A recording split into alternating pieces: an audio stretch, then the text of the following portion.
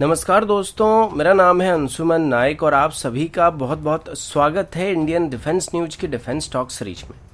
जहां पर हम रोज नए नए डिफेंस अपडेट्स के बारे में बात करते हैं। तो चलिए देर न करते हुए आज की वीडियो शुरू करते हैं।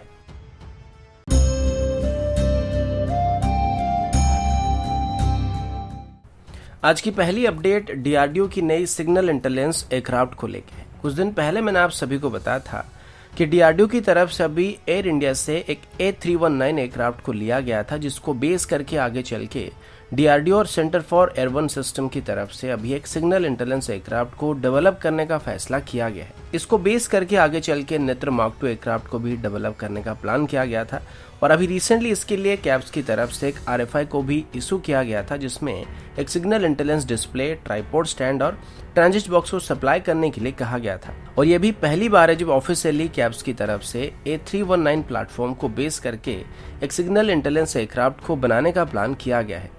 इनिशियली इंडियन एयरफोर्स की तरफ से सेम प्लेटफॉर्म के 9 एयरक्राफ्ट को एक्वायर करने का फैसला किया गया था और इसके लिए जो सबसे पहली RFI को इशू किया गया था उसको 2006 के आसपास इशू किया गया था। फिर उसके बाद 2012 में भी ऐसे एयरक्राफ्ट को खरीदने की कोशिश की गई थी और आखिरी बार 2017 में इस प्लान में कुछ चेंजेस किए गए थे और अभी 9 के बदले 2 ही एयरक्राफ्ट को सिग्नल इंटेलिजेंस रोल के लिए ऑपरेट करने का प्लान किया गया था। इसके बाद बाकी बचे 7 एयरक्राफ्ट को आगे चल के मल्टी मिशन रोल के लिए इस्तेमाल करने का फैसला किया गया था। अब यहाँ पर जिन 2 सिग्नल इंटेलिजेंस एयरक्राफ्ट को डेवलप किया जाएगा, इसके लिए इन एयरक्राफ्ट की स्ट्रक्चर में कुछ चेंजेस करने पड़ सकते हैं, क्योंकि बिना मॉडिफिकेशन के हम इनको सिग्नल इंटेलिजेंस रोल में इस्तेमाल नहीं कर सकते। अभी अगर हम लोग हमारी सिग्नल इंटेलिजेंस एयरक्राफ्ट की बेसिक रिक्वायरमेंट की बात करें तो इनकी ऑपरेशनल रेंज 400 किलोमीटर तक होना चाहिए, यानी कि 400 किलोमीटर की दायरे के अंदर ये हमें सर्वेलेंस, रिकॉनेंस, टारगेट ट्रैकिंग और कम्युनिकेशन जैमिंग जैसे ऑपरेशन को करने की काबिलियत देने वाला है। और साथ ही जैसे कि भारत को इनकी जरूरत मोस्टली नॉर्दर्न साइड में ही पड़ने वाले हैं, तो इनको हाई एल्टीट्यूड में ऑपरेट करने में कोई दिक्कत नहीं होना चाहिए और ये मिनिमम 50% फ्यूल के साथ लगभग 10,800 फीट की ऊंचाई वाले एयरफील्ड से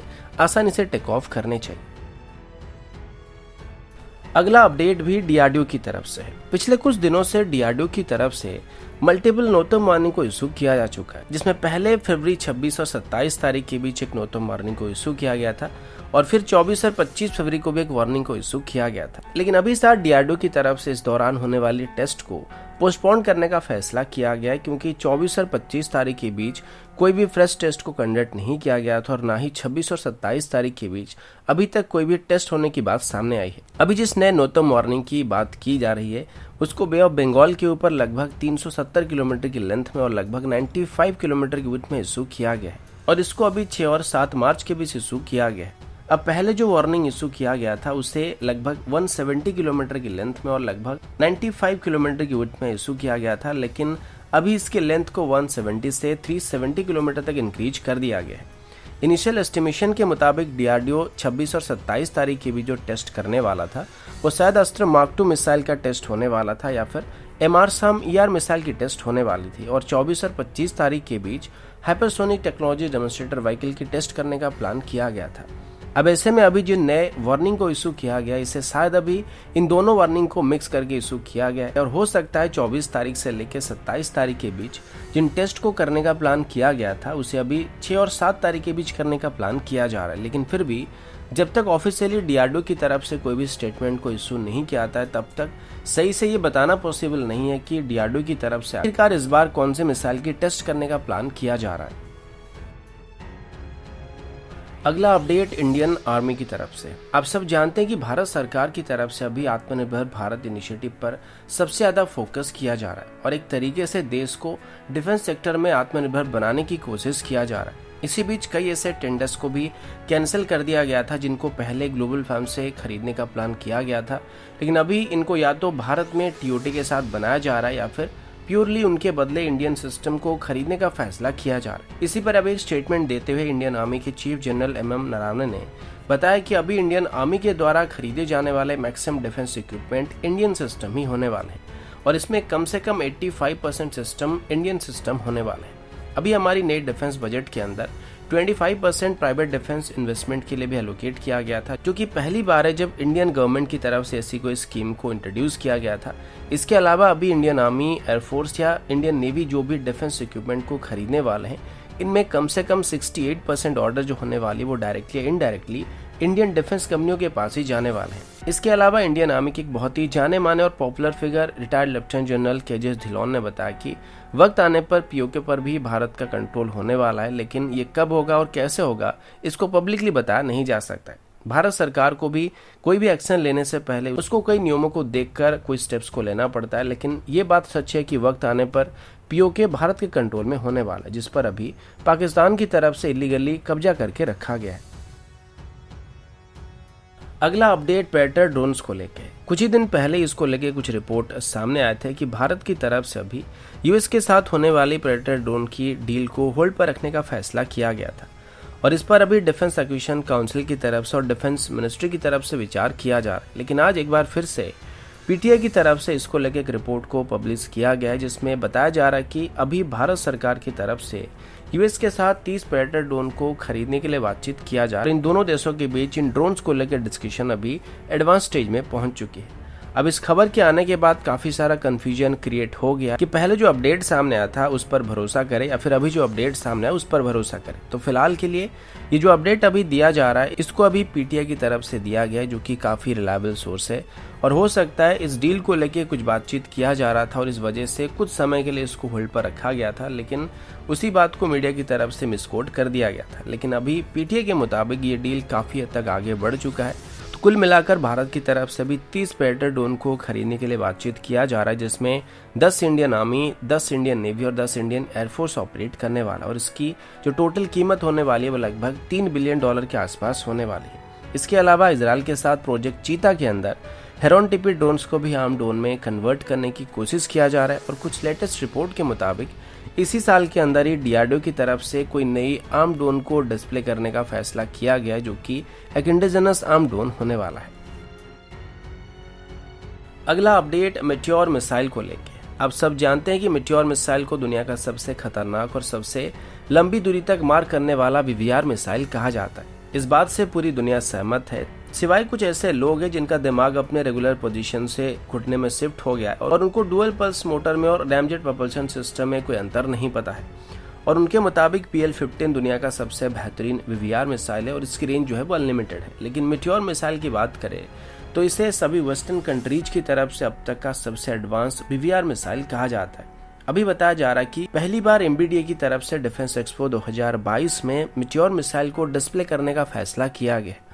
ऐसा नहीं है कि पिछली बार भी इसको डिस्प्ले नहीं किया गया था, लेकिन पिछली बार इसकी छोटे साइज की मॉडल्स को डिफेंस एक्सपो में डिस्प्ले किया गया था, जबकि इस बार इसकी एक फुल स्केल की मॉडल को या ओरिजिनल मेट्योर मिसाइल को डिस्प्ले किया जाएगा। बदकिस्मती से इस बार मैं डिफेंस एक्सपो में नहीं जा पाऊंगा, तो ये चांस मैं मिस करने वाला हूँ। इसके अलावा MBDA की तरफ से बताया गया है कि मेट्योर मिसाइल के अलावा इंडियन एयरफोर्स के रफाल में अभी माइका मिसाइल को भी इंटीग्रेट किया जा रहा है, जो कि एक डुअल सीकर वाला मिसाइल है, यानी कि इसको रडार गाइडेंस मोड में और इंफ्रारेड गाइडेंस मोड में इस्तेमाल किया जा सकता है, यानी कि इसको हम वीवीआर मोड में भी फायर कर सकते हैं और साथ ही क्लोज रेंज के एनकाउंटर में भी इसका इस्तेमाल किया जा सकता है। और ये डुअल सीकर मिसाइल होने की वजह से जब भी हम इसको वीवीआर मोड में फायर करते हैं तो दुश्मन को इसका सही से पता नहीं चलता है कि इसके ऊपर एक्चुअली किस टाइप की मिसाइल को फायर किया गया, तो वो सही तरीके की काउंटर मेजर को लॉन्च नहीं कर पाते, यानी कि उसको सही से पता नहीं चलता है कि उस पर रडार गाइडेड मिसाइल को फायर किया गया या फिर इंफ्रारेड गाइडेड मिसाइल को फायर किया गया, तो वो फ्लेयर ड्रॉप करेगा या फिर चैप को ड्रॉप करेगा, इसको लेकर कंफ्यूजन क्रिएट होता है। तो इस वजह से इसकी जो हिट करने की चांस होती है वो काफी हद तक बढ़ जाता है। इससे पहले इंडियन एयरफोर्स की मिराज फ्लीट में भी इसका इस्तेमाल किया जा रहा है और अभी MBDA की तरफ से अपनी एसराम मिसाइल को भी इंडियन एयरफोर्स के लिए ऑफर किया जा रहा है, जो कि तेजस MK-1A फ्लीट में स्टैंडर्ड मिसाइल के तौर पर ऑफर किया जाएगा और इसको अभी आगे चल के भारत में ही बनाने का प्लान किया जा रहा है।